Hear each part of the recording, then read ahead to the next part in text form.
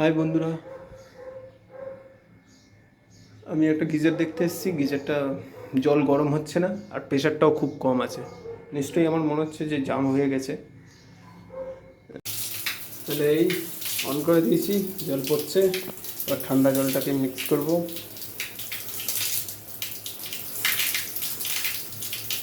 এই তো এই আবার চালু হবে।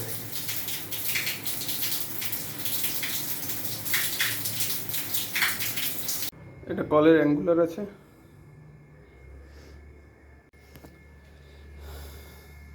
এটা এটা কলের অ্যাঙ্গুলার।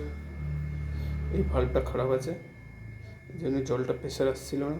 খুলেছি, এটাকে খুলে চেঞ্জ করে দিলে হয়ে যাবে। তো চলো আমি যাচ্ছি গিজারের জায়গাটায়।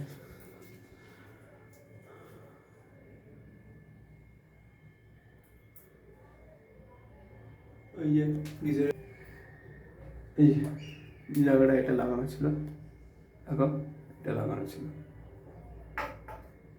খুলে দিয়েছি।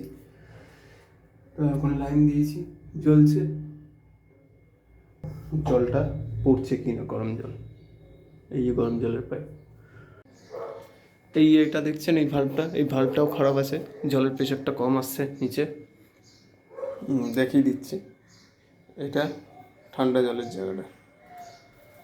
এই খুব কম পড়ছে,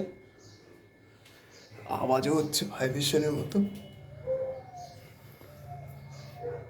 আর একটা ভাইব্রেট করছে, একটা সাউন্ড হচ্ছে, ভাইব্রেট হচ্ছে। প্রেশারটাও কম আছে, এই আওয়াজটা শুনতে মনে হচ্ছে মোটর চলছে। তো এই গিজারটাকে খুলবো, কী হয়েছে দেখবো।